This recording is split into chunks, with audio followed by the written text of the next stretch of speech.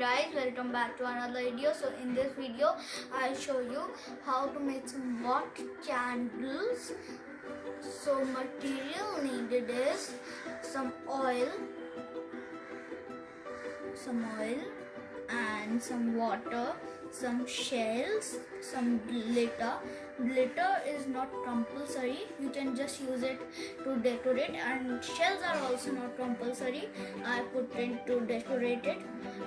And we need clean film and this bud,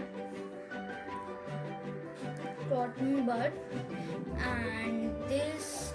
Now I'll put in water, and inside the water I'll put some shells, then I'll put some oil above it, and then I'll put some glitter.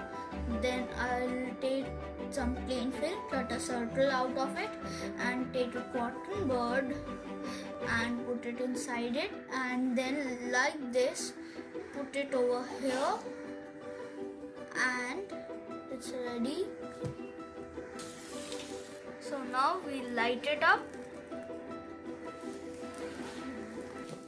Okay, so our candle is lighted up and it's looking amazing.